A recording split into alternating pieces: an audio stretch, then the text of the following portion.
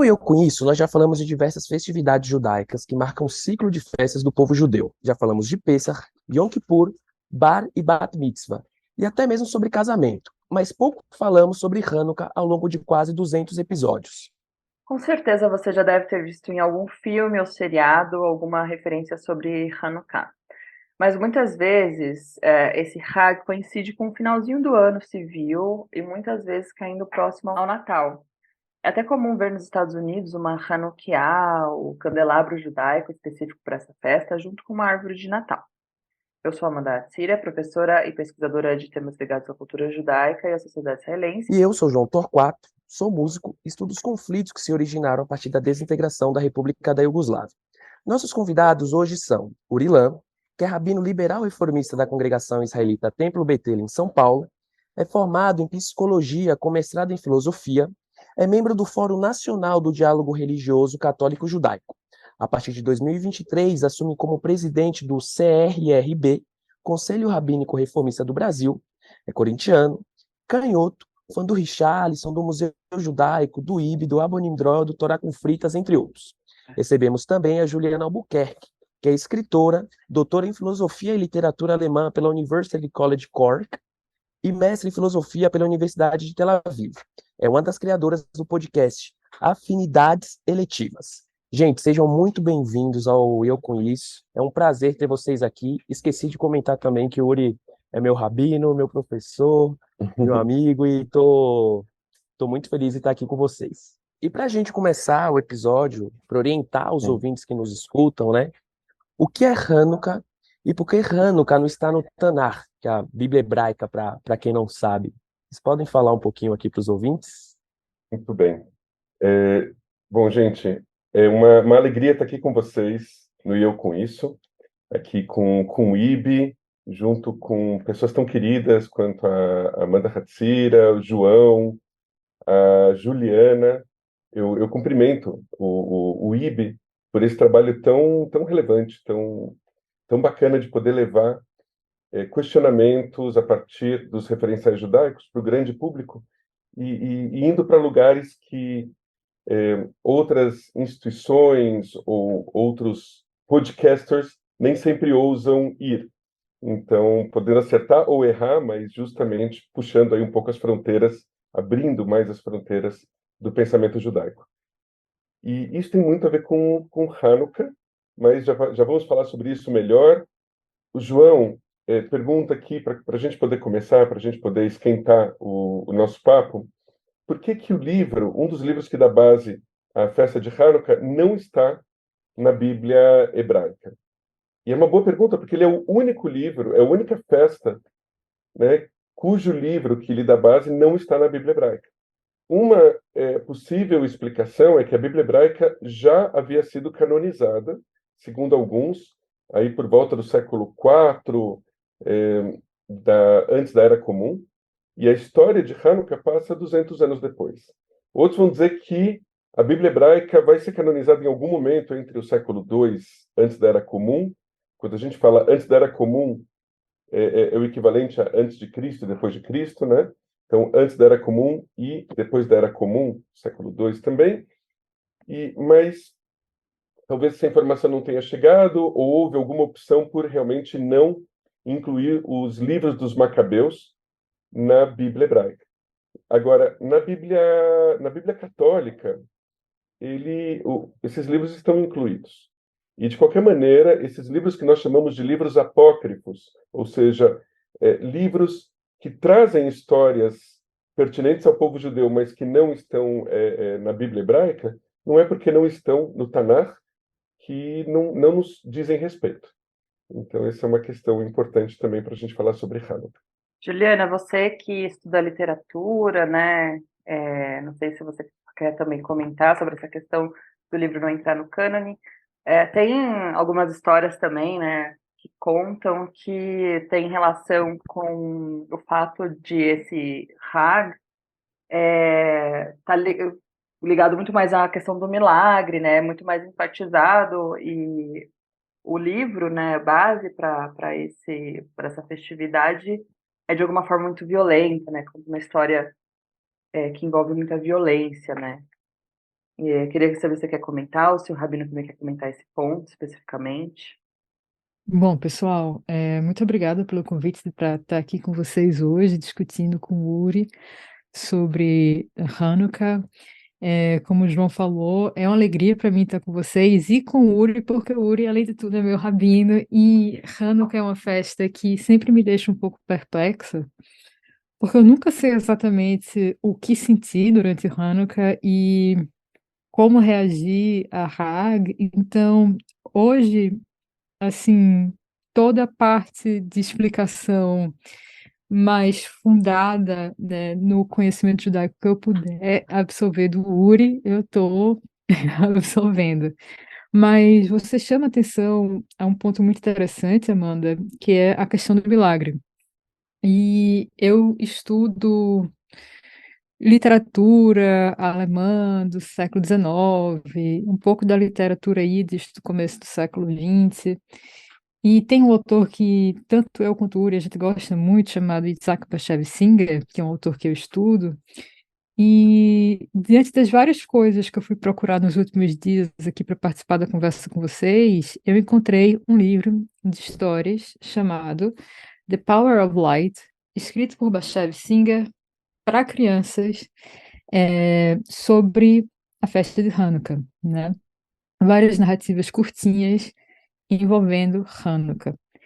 E justamente na primeira história do livro é uma recordação da infância do Singer, de um momento de Hanukkah na casa dele, em que a grande questão é: seriam milagres possíveis de acontecer ainda hoje, ou são eles apenas coisas que aconteceram nos tempos bíblicos? Essa é uma questão que ele vai dizer foi colocada pelo irmão dele, que também era escritor, ao pai de ambos, Rabino. E eu gosto muito de como Singer tenta trazer essa questão do milagre, do... eu não posso nem dizer que é sobrenatural, mas assim, do transcendente, vamos dizer assim, para essas historinhas, né? Porque acaba que a gente percebe que o milagre que ocorre dentro delas é algo extremamente mundano, é algo que, por algum instante, muda a nossa percepção da realidade, é algo que outro escritor judeu do século XX, chamado Saul Bellow, vai dizer, é uma intromissão da beleza nas nossas vidas. Então, é algo que eu estou pensando aqui bastante. Então, esse é meu pontapé inicial para a nossa discussão, e eu já passo as partes mais específicas para o Uri agora, para ele tentar responder a vocês. E a mim também, né? Bom, eu já vi que vocês trouxeram aqui a Juliana para me trazer enigmas para que eu possa resolver. Então, mas não, é uma delícia poder conversar com a Juliana. E, e esses textos que a Juliana está trazendo, eu imagino que foram incluídos numa coletânea uma coletânea ainda maior de contos do Isaac Bashevis Singer em português, chamado Histórias para Crianças. Foi lançado por uma editora chamada Top Books.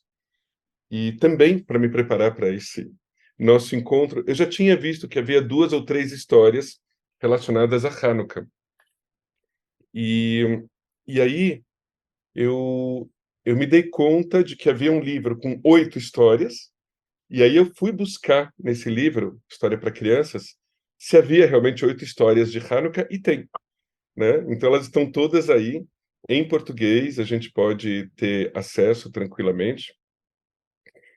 Uma delas, que fala de um papagaio, enfim, chamado Dreidel, né? No meio da pandemia, eu cheguei, né, da gente querer criar atividade com as crianças, eu cheguei a gravar como se fosse uma contação de histórias, tipo um podcast com a minha filha, que então estava aí com 4 anos, a gente contando essa história do Isaac Bashevis Singer.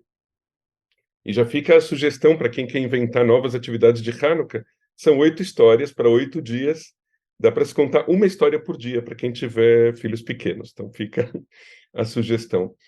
Mas assim, essa questão de Hanukkah ter aí vários livros que lhe dão origem e que a gente tem como a história mais popular a história do milagre, né? Do milagre de uma certa quantidade de azeite que deveria manter a menorá, o candelabro, no templo de Jerusalém acesa por um dia e que ele acaba durando 8 dias, é bastante intrigante mesmo, porque a gente tem aqui dois textos que, se a gente for ver, por um lado, em termos de quanto se escreveu de cada assunto, parece que não combina com a ênfase dada aos respectivos temas.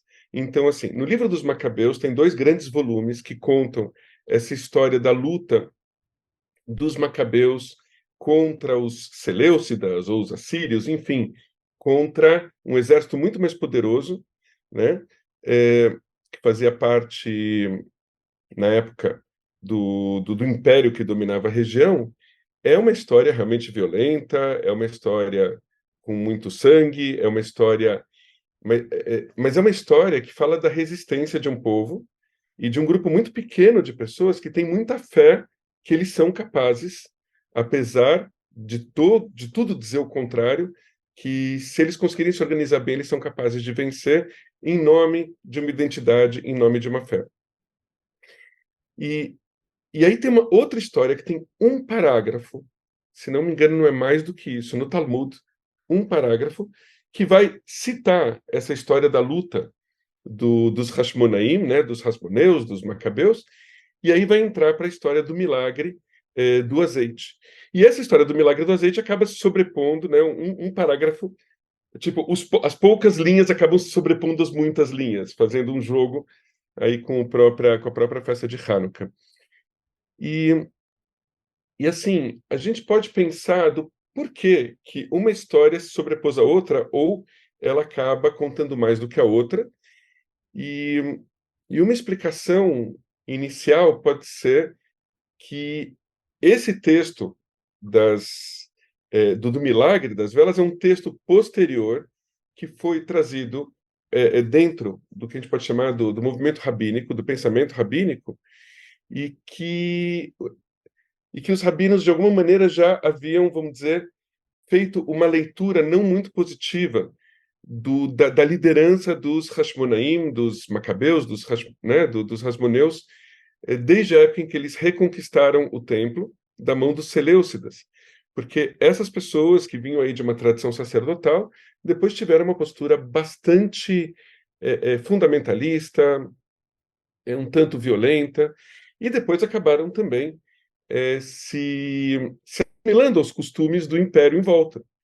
Então, os rabinos devem ter olhado para isso sob perspectiva e falado: bom, primeiro que já faz muito tempo que essa história aconteceu e ela vai perdendo o seu peso. Segundo, por que a gente vai dar tanta ênfase para aquela vitória inicial se ao longo do tempo essa vitória foi se esvanecendo e foi perdendo o seu sentido de ser? Então, vamos trazer um outro elemento que é essa questão do milagre. Aqui a gente pode dar um pontapé inicial e dizer que também essas não são as únicas 2 histórias, tem outras histórias que depois foram sendo relacionadas a Hanukkah. Isso é realmente É, importante assim, de falar, porque essas diversas sim, fontes sim. acho que enriquecem, né? Dá para ressignificar ainda mais. Você ia falar, Ju? Sim, eu achei bastante interessante esse aspecto do Hanukkah que o Uri ressaltou aqui, de uma festa de resistência, né? Mas que também está, de certa forma, ligada a questões de assimilação.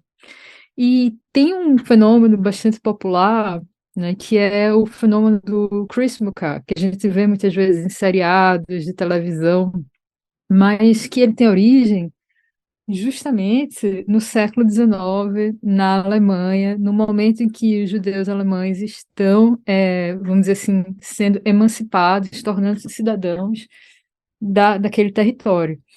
E a sensação que dá, é claro, é de tentar normalizar, que eles estão tentando normalizar a prática judaica dentro daquela cultura majoritária, né?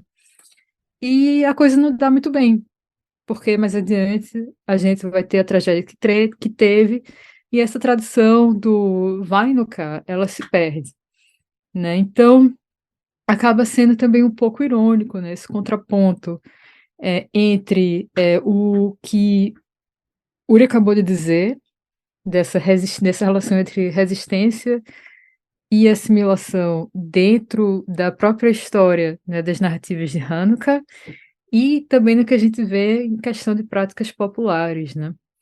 E eu acho que é isso que também deixa toda a questão de Hanukkah um pouco turva às vezes, né? Justamente porque ela também é uma festa dentro do calendário judaico que no calendário cristão vai coincidir às vezes com o Natal. Então vira algo meio amorfo no nosso imaginário, né? Não sei se o Uri gostaria de dizer alguma coisa sobre isso. A Amanda está aí como levantada já, mas é uma questão que me perturba um pouco isso também. Assim, eu vou até aproveitar, deixa aí para compartilhar um drama pessoal que eu já comentei aí com o João, com o Uri, né? Que eu acho que os pais, mães da minha geração agora, de crianças pequenas, que estão crescendo agora, talvez estejam passando pela mesma coisa. Mas eu tenho uma filha de 3 anos e o meu companheiro, o pai dela não é judeu. Então a gente fica nesse conflito, né? E aí, como que a gente faz para fazer com que Hanukkah seja tão significativo quanto o Natal, que é uma coisa tão visualmente presente, né, na nossa cultura em que a gente está inserido? E ao mesmo tempo eu acho que eu concordo assim bastante com. Eu acho que foi o Theo Hotz, inclusive, que escreveu um texto falando, o Theo Hotz do Torá com Fritas, que esteve aqui com a gente aí uns dias atrás, que ele escreveu um texto sobre por que não se comemorar Natal junto com Hanukkah, por que não fazer o Kris Mukkah, né? Porque justamente seria uma contradição, né, com a origem do Hag, essa história de resistência, né? Então, como a gente se posiciona, né, faz resistência, de certa forma valoriza e valida, né, a nossa a origem do próprio Hag, quando a gente dilui ele, né, dessa forma, né, que é uma forma, né, não deixa de ser uma forma de assimilação também da nossa cultura. Então, esses dias eu até assisti aquele episódio ótimo de Friends, o Tatu de Hanukkah, que é exatamente o dilema pelo qual eu estou passando. Estou quase comprando uma fantasia de tatu para contar a história de Hanukkah para Maia. Mas é isso, queria que eu ouvisse um pouco do Rabino Uri, né? Como que a gente também ressignifica, né? E valoriza a própria história de resistência do Hag, né? Diante, né, também sem desconsiderar, né, que a gente está aí vivendo, né, numa sociedade também que é muito mais forte, acaba sendo mais forte, presente os valores cristãos, talvez. Então, eu tô escutando vocês e a gente está muito ansioso para falar sobre como lidar, né, com esses elementos de resistência e milagre e de ressignificar. Agora me veio uma frase do Gilberto Gil de um outro contexto, que ele fala de resistência, ser tanto resistência quanto rendição, né? E de como trabalhar com essa questão. Mas eu estou sentindo a falta da gente poder contar para as pessoas um pouco mais sobre o que é a história de Hanukkah.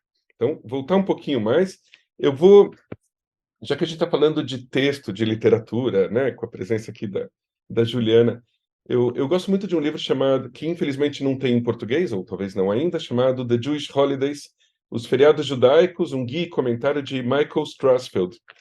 E ele traz muitos elementos, eu peço permissão para ler um trecho, para a gente poder situar, que eu acho que vai ser mais objetivo. Ele diz assim, no século IV antes da Era Comum, Alexandre o Grande, com seus exércitos gregos, conquistou o Oriente Próximo, incluindo Israel. Depois que ele morreu, o império se dividiu e a terra de Israel, depois de um período de muitos conflitos, acabou ficando sob controle da dinastia Seleucida, que governava a região da Síria, ou seja, aquele pedaço onde está a terra de Israel. Em 167 antes da Era Comum, o rei Antíocos Epifanes decidiu forçar todos os povos sob seu governo ao processo de helenização, uma espécie de globalização local, né? Todo mundo agora vai ter que seguir as mesmas regras.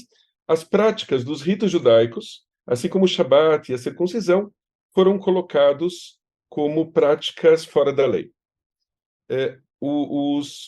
vamos dizer, os ritos de reverência aos deuses gregos e o sacrifício de porcos foram colocados no lugar dos ritos tradicionais judaicos no templo.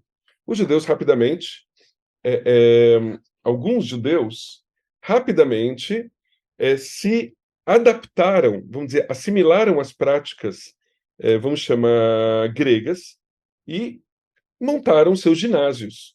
E depois eu quero voltar a esse ponto, né? Então a gente tem o templo versus o ginásio, símbolo da ênfase grega na beleza e na força física. Outros resistiram a isso que foi chamado de helenismo e acabaram morrendo como mártires. Um dia, os gregos vieram até o vilarejo de Modi'in, onde hoje tem, mais ou menos na região, a cidade de Modi'in, que não é muito longe, de forma muito interessante, nem de Jerusalém nem de Tel Aviv, ela fica mais ou menos no meio do caminho, né? Entre uma cidade que transpira tradição e outra que transpira, de alguma maneira, a rebeldia a essa tradição. E em Modin foi erguido um altar, ordenaram os judeus a trazerem um porco para servir de sacrifício para mostrar obediência ao decreto de Antíocos. Matitial, ou Matatias, um velho sacerdote, ficou tão furioso quando viu um judeu fazendo isso que ele foi lá e o matou. Ele e seus 5 filhos, então, passaram a lutar contra os gregos. Eles foram para as montanhas, montaram grupos de guerrilha contra os gregos e aqui é importante, contra os aliados judeus daqueles gregos, que a gente esquece que eles existiam.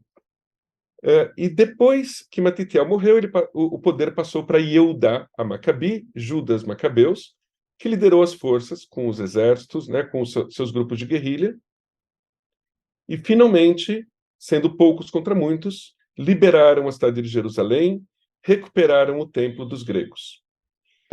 Aqui eu vou parar um pouquinho do que está sendo dito até aqui. Isso é contado nos livros dos Macabeus, e essa história. E o mais interessante é que quando eles entram no templo, eles veem o templo todo profanado, eles arrumam o templo, recuperam, reinauguram os serviços, né, de sacrifícios, e a gente fica lendo o texto procurando cadê as velas de Hanukkah, né? Cadê o candelabro e cadê o potinho lá de azeite para poder fazer o fogo e poder manter o candelabro aceso, e a gente não encontra. Ele não está lá. Então, essa história, contada no primeiro e no segundo livro dos Macabeus e também nas obras de Flávio Joséfos, depois ela vai ser complementada por essa história rabínica, que vai dizer, bom, quando eles entraram, né, o foco está aí, quando eles entraram no templo e tudo profanado, eles encontram um cântaro lá com o óleo sagrado, e eles então, num ato de muita fé, eles acendem a menorá, e sabendo que aquilo vai durar um dia. E aí eles partem para produzir mais azeite. E aí, milagrosamente, o azeite dura 8 dias. Então, esse é o tema principal, e a partir daí vem uma série de costumes dessa festa. Então, um é de acender as velas, vamos dizer, a partir da primeira noite, né, que esse ano vai cair no dia 18 de dezembro do nosso calendário gregoriano, e no dia 25 de Kislev do nosso calendário judaico. Eu falei isso de propósito para a gente ver que a gente tem essa questão do isso é nosso e aquilo também é nosso, né? E então na primeira noite é acesa uma vela, na segunda noite 2, até que na última noite que a gente pode dizer que isto é Hanukkah, que é a noite em que toda Hanukkah, ou toda a menorá de Hanukkah, está iluminada com 8 velas, e mais a última, que é o Shamash. Então, esse é o principal costume, com algumas bênçãos relacionadas a esse momento de acender as velas. Então, isso é um elemento. O outro se tornou costume também a gente comer alimentos fritos no óleo, feitos à base de óleo. Eu tenho uma aluna que me perguntou esses dias se a gente não pode fazer uma coisa mais light, ao invés de fritar, né, latkes, né, que é um bolinho de batata, os Coloca na air sonhos e tudo fryer. isso. Coloca no air fryer, é mais uma... Que eu não vejo nenhum problema da gente pensar nessas alternativas e, de novo, no movimento de renovar essa tradição, ela falou, mas não pode fazer uma saladinha e jogar um azeite, né? E aí lembrar a partir do azeite? Eu entendo que sim, porque a questão é o azeite, né? Que está nos trazendo a lembrança para a gente poder contar a festa. A gente tem uma brincadeira muito, muito comum, que é a brincadeira com o dreidel, que eu passei a minha vida inteira escutando que era o Sevivon, e depois a gente vai poder falar disso, como essa tradição ela vai influenciar no movimento sionista ou no século XX, na própria tradição judaica, no século em que voltamos a ter um Estado de Israel independente. E essa festa vai ser ressignificada. Então, vai se chamar esse peão de Sevivon, né, de Lesovev, de girar, em Yiddish, Dreider.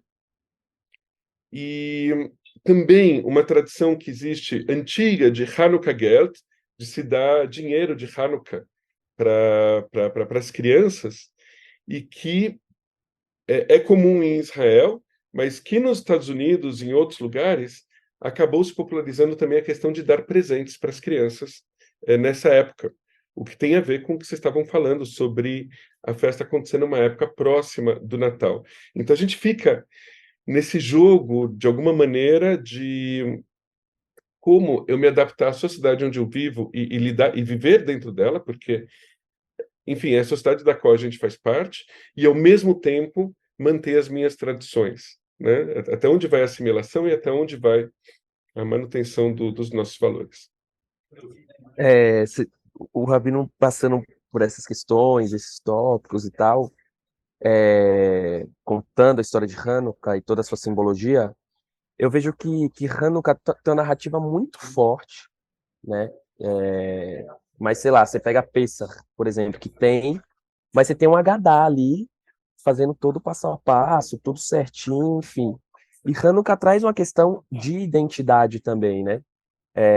Vocês acham que, de certa forma, a gente pode relacionar a literatura e as narrativas desse Hag com a construção, né, da sua identidade e o peso que esse Hag tem dentro de outros Hagim judaicos? Acho que antes a Juliana quer comentar a questão Eu anterior, acho que já mas aí entra um pode pouco começar também. também, já Vai entra um lá. pouco também na questão que o João colocou, né?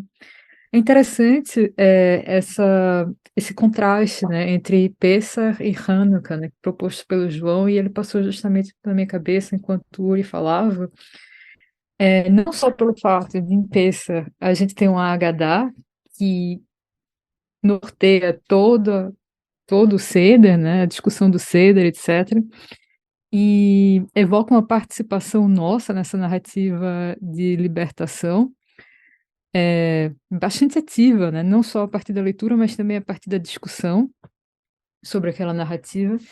Enquanto Hanukkah sempre, embora tenha as várias narrativas do Hag, sempre parece ser algo mais ligado à, à vivência da criança mesmo, né? Do acender das velas ali na casa, da comida gostosa, mesmo as músicas que eu tenho encontrado na internet sobre Hanukkah, uma delas de uma cantora e folclorista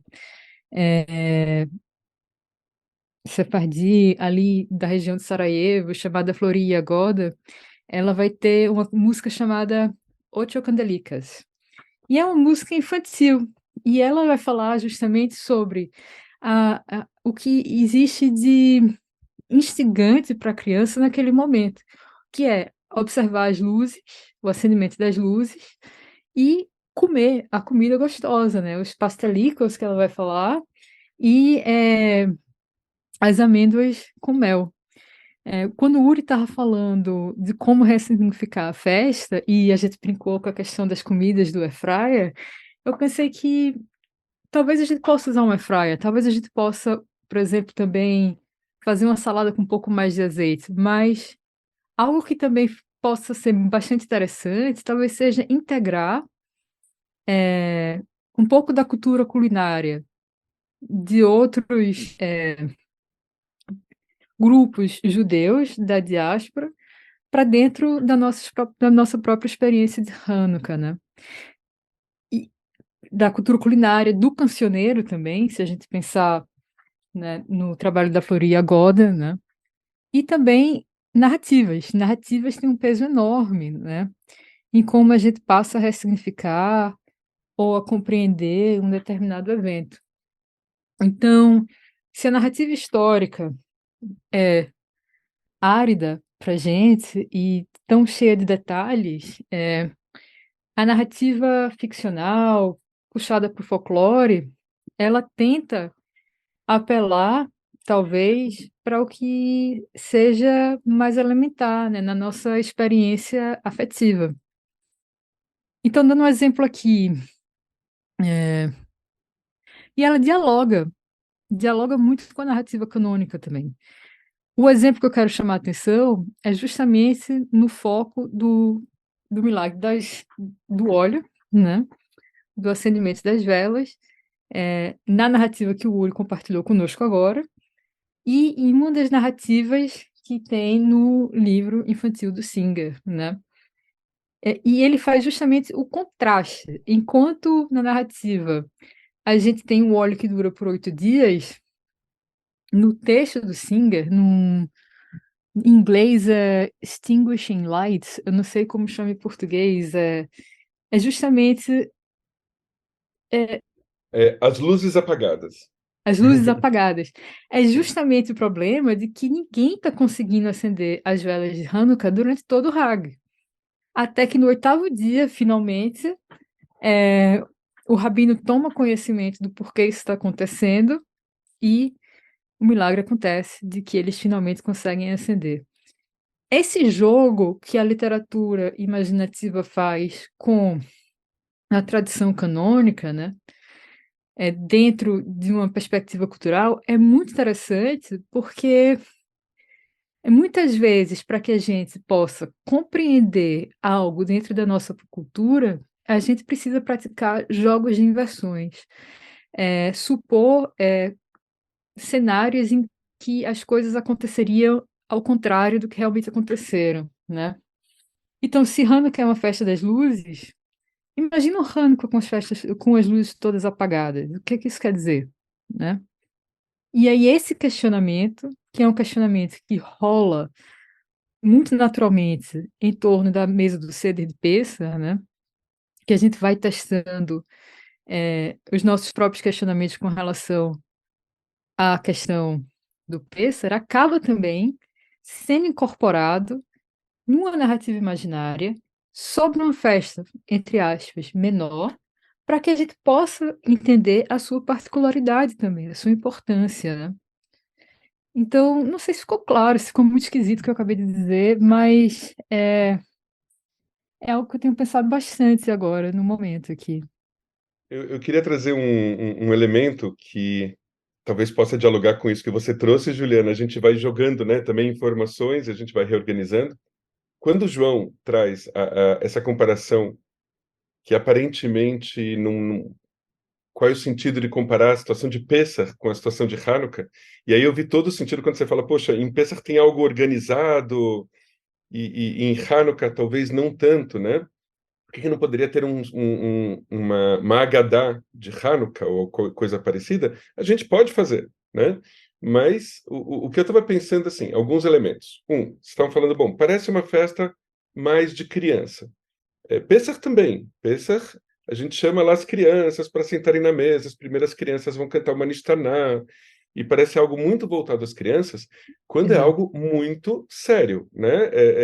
É a saída do Egito, é o sofrimento, o povo judeu foi escravizado, e a gente pode levantar muitas questões a respeito disso. Em Hanukkah, também a gente tem canções que parecem infantis, como você falou das candelicas, né? Uma candelica, dos candelicas, e tem Maos Tzur Yeshuati, padadadadadada, que parece uma canção de ninar. E talvez fosse mesmo da Alemanha do século XIV, do século XV, uma letra do século XIII, que ela, de alguma maneira, ela vai falar de algo muito, muito forte, do tipo, olha, tiveram outros povos que tentaram acabar com a gente, todos eles foram extintos e nós estamos aqui, né? E é uma letra que, em alguns momentos, ela tem um certo grau de violência, que lembra também um pouco os contos de fadas, que também contados para crianças, mas eu lembro a primeira vez que eu entrei em contato com essa questão dos contos de fadas a partir de uma perspectiva junguiana, e da gente perceber o quanto esses contos são violentos e foram meio que amenizados pelo Walt Disney, né, em outras situações. Então, como a gente pode contar essa história para as crianças e também para os adultos, a história de Hanukkah, como Hanukkah tem a ver, sim, com Pesach, e uma, uma ideia trazida pelo livro dos Macabeus é de que Hanukkah, na verdade, é uma festa de Sukkot fora de época. Então, ela faz parte da sequência de Pesach, Shavuot, Sukkot, e lá estavam lutando os macabeus, e na época de Sukkot, com a duração de 8 dias, não poderiam comemorar a festa, e aí eles só puderam comemorar a festa um certo número de meses depois. Tanto que parece que assim usavam até elementos emprestados de Sukkot, né? Questão das folhas e de bater no chão, e enfim, costumes que talvez fossem se perdendo, mas talvez os 8 dias de Hanukkah tenham vindo de Sukkot, e não do milagre da vela que durou 8 dias, que os rabinos a posteriori podem ter emprestado o número 8 e criado essa outra história. Os rabinos que eu digo do passado, né? Eu quero trazer outros elementos interessantes que eu vejo de Hanukkah, da questão de não só da história para crianças, que eu vejo como é importante. Por exemplo, eu vou trazer alguns, tá? E se eu estiver falando demais, vocês me cortem. Quando eu estudei no Renascença. E no Renascença, o hino do Colégio Renascença, que está completando, né? Completou esse ano 100 anos, colégio aqui em São Paulo, tinha uma parte que canta: Quais novos macabeus nós aqui vamos, entoando um canto alegre e juvenil, né? Porque essa mocidade estudiosa quer honrar a Israel e ao Brasil. E aí fica: quais novos macabeus nós aqui vamos, entoando um canto juvenil. Mas os macabeus não tinham uma postura juvenil, né? Era uma postura de muita luta, né? Não exatamente juvenil. Honrar a Israel e ao Brasil, bom, de novo, a gente está aqui numa relação entre tradição e integração à sociedade onde a gente vive. Não sei quanto isso estava claro para a pessoa que compôs o hino, eu acho que talvez não, mas estou trazendo essa questão desse lugar de Hanukkah. Hanukkah é das festas mais populares, certamente, nos Estados Unidos, talvez mais do que Pesach, do que Shavuot, certamente do que Shavuot e Sukkot, é uma festa extremamente popular. Só aproveitando o gancho, a gente Pode ia falar. justamente falar disso, né? Que a gente assiste produções audiovisuais norte-americanas e mesmo quando não tem necessariamente um personagem judeu, a gente encontra menções a Hanukkah, Fresh Prince, por exemplo, né? O Maluco no Pedaço, que não tem um personagem judeu ali, também faz menção. Blackish. Exato, então é muito presente, de fato, né? Como você comentou.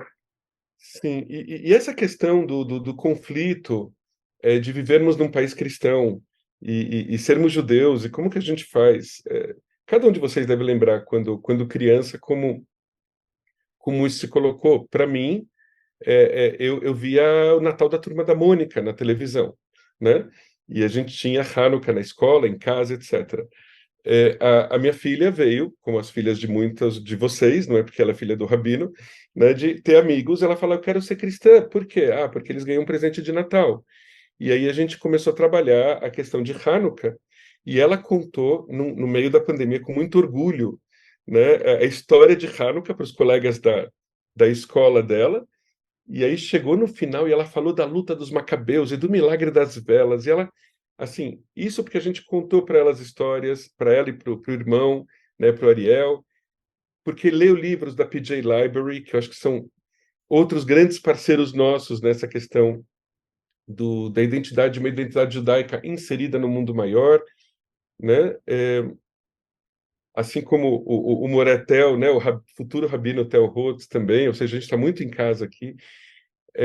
Então, nessas histórias, ela contou com tanto orgulho, e aí chegou no final, eu estava sentado no sofá, e aí a El virou para as pessoas que estavam assistindo e falou assim: entenderam agora, povo cristão, né? o que que é Hanukkah e por que que eu estou tão orgulhosa do meu feriado, né?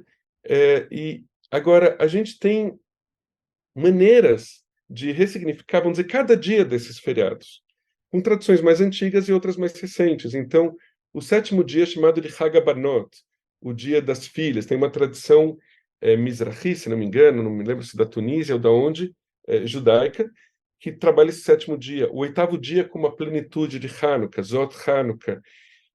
Tem gente que leva a questão de Hanukkah para a questão da diversidade, assim como nós queremos ser respeitados numa sociedade diversa, nós devemos também respeitar os outros, que têm que têm identidades diversas das nossas, outros grupos religiosos, culturais e assim por diante. Eu vou contar para vocês bem rápido, assim, uma forma como a gente comemorou o ano passado, retrasado, a gente montou uma Hanukkah, inspirado assim por uma ideia de um rabino americano, o rabino David Seidenberg. Ele é muito preocupado com a questão do aquecimento global. Então ele propôs uma Hanukkah montada no gelo. A gente colocou as velas, assim, pegou um pote de água, né? Colocou uma cartolina em cima, fizemos os buracos, colocamos as velas, pusemos no freezer e as velas se congelaram naquele gelo. E aí depois, quando fomos acender, a gente acendeu as velas e ficamos vendo o que ia derreter primeiro, se eram as velas ou se era a água. E aí poder entrar com a discussão do aquecimento global. Então, Hanukkah é uma das festas que mais abrem a possibilidade da gente criar em cima disso e nos conectarmos com o mundo em volta da gente, mantendo a É, partir dos nossos referenciais, né? Fala, Amanda. sim, total. Não, acho muito interessante, né, esses exemplos, como a gente pode ressignificar e também discutir assuntos da nossa atualidade, né, como o aquecimento global também. Eu acho isso muito, muito bonito também. Eu queria ouvir um pouco da Juliana, também sobre essa questão, né, de estar muito mais presente culturalmente, esse Hag, né, ou outros, assim, culturas como a cultura norte-americana. Não sei se aí onde você está, você também percebe manifestações culturais em que a presença judaica aparece de alguma forma. Aqui no Brasil é muito raro acontecer, né, a gente vê, praticamente não tem muita representatividade, assim, quando a gente pensa nessas produções. Queria que você comentasse um pouco, Juliana. Gente, obrigada, Amanda, pela pergunta. Eu acho muito interessante porque o Uri, enquanto fazia a fala dele, ele deixou bem clara a relação entre os temas de liberdade e resistência, né? Eles são inseparáveis, por assim dizer. E pensando um pouco sobre o quão importante é a gente resistir na nossa particularidade para expressar a nossa liberdade perante os outros, da mesma maneira que a Yael do Uri conseguiu expressar diante dos colegas dela da escola, que eu achei muito bonita essa história. Aqui em Cork, logo que eu cheguei em 2016, foi o ano de fechamento da sinagoga, porque já não existia mais minyan na cidade. Então, fechou-se a sinagoga, desativou-se realmente, e uma nova comunidade surgiu a partir de imigrantes e expats, né, que eles chamam aqui, do Reino Unido, que foram aparecendo, e também de pessoas de outros países que apareceram, acharam um absurdo o fechamento da sinagoga, porque era o fim da vida judaica em Cork, totalmente, e começaram a se reunir, tanto para fazer serviços de Shabat, como para comemorar as festas. E, tradicionalmente, aqui em Cork, a gente tem uma área da cidade que foi ocupada pelos imigrantes judeus que vieram no começo do século XX da região da Lituânia. E chama-se Jewtown. Em Jewtown, a gente tem um parque chamado Shalom Park. Você vê que legal, né? Uma cidade que praticamente não tem presença judaica alguma, mas tem essa história, tem esse Shalom Park. E o bacana do projeto do Shalom Park é que todo ano a gente vai para o parque, junto com o pessoal aqui da prefeitura, e a gente vai fazer uma espécie de acendimento das velas de Hanukkah, bastante simbólico, porque todos os pontos assim principais do parque têm um poste. né? Então são 8 postezinhos ao redor do parque, justamente como referência à festa de Hanukkah. Então, Shalom Park, que também é uma imensa Hanukkah, é um marco dessa vida judaica que segue resistindo aos trancos e barrancos aqui na cidade de Cork também, né? Essa é a principal referência popular aqui onde eu moro que eu posso trazer para vocês. E, gente, para a gente ir para os finalmente aqui do nosso episódio, queria, para fechar o ano, né?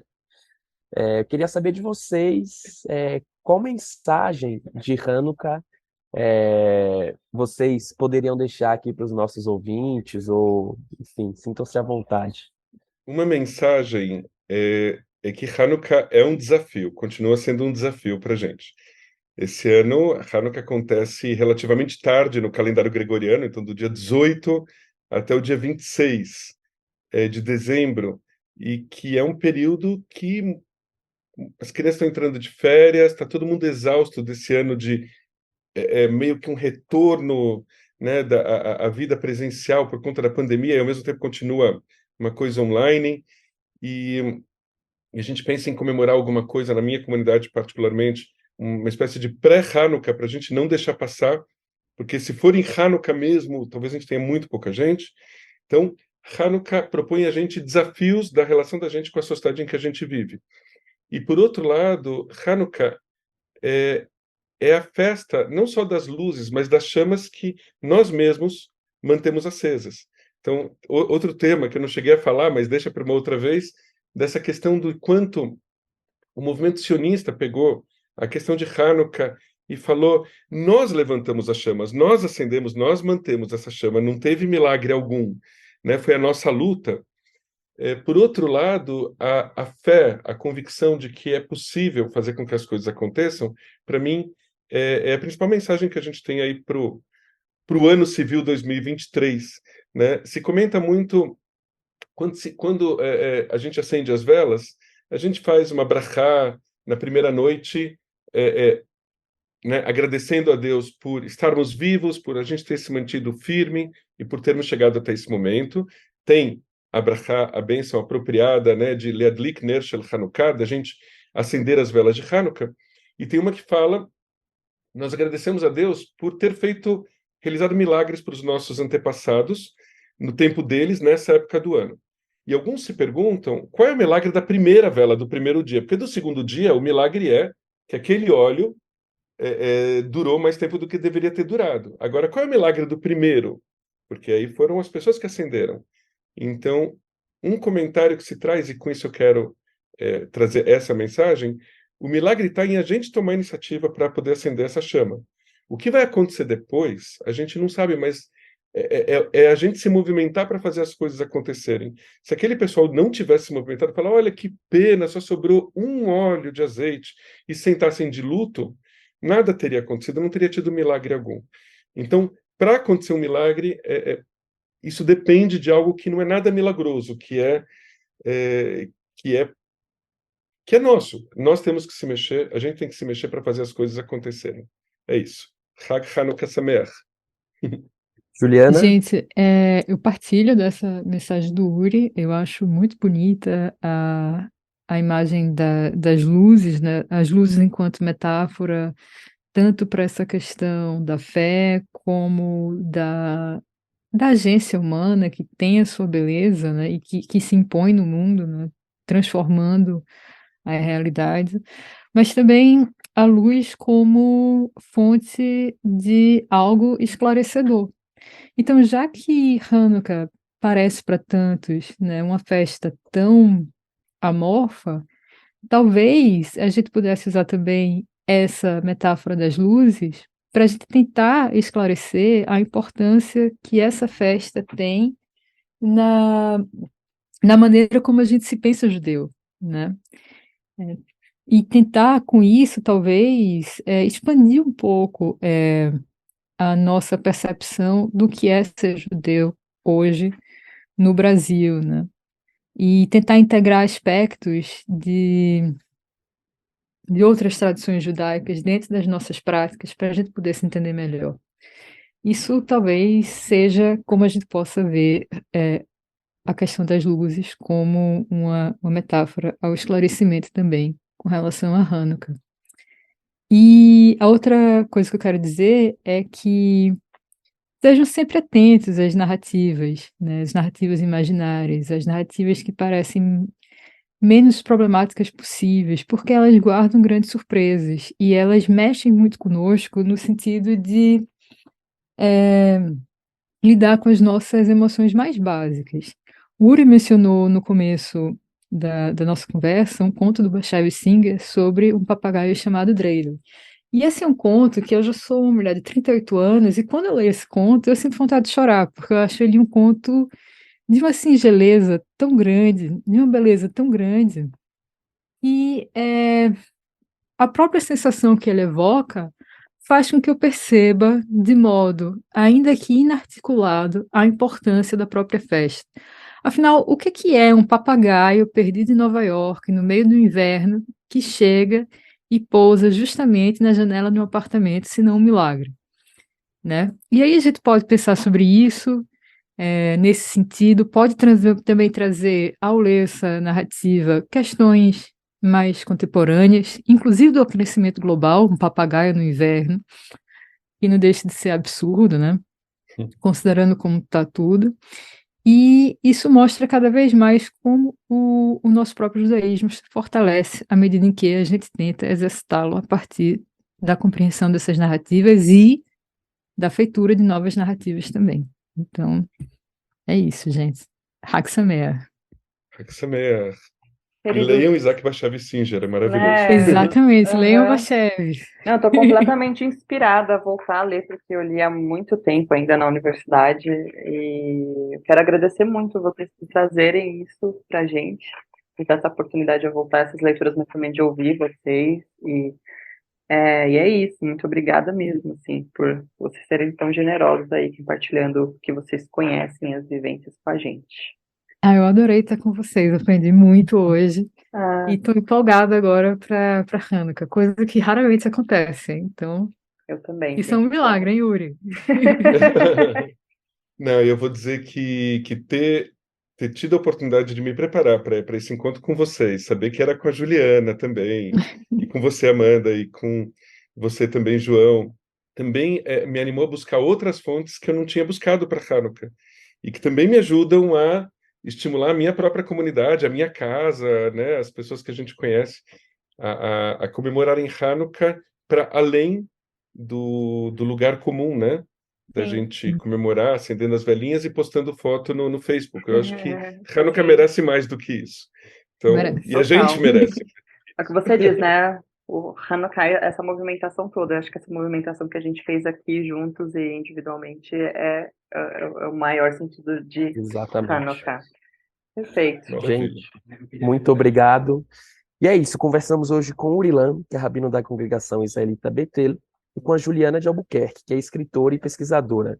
Muito obrigado mesmo pela participação de vocês, né, sabe que aqui o podcast está sempre de portas abertas, né, que tenham mais e mais episódios aí com muita qualidade, muita dedicação que vocês trouxeram aqui.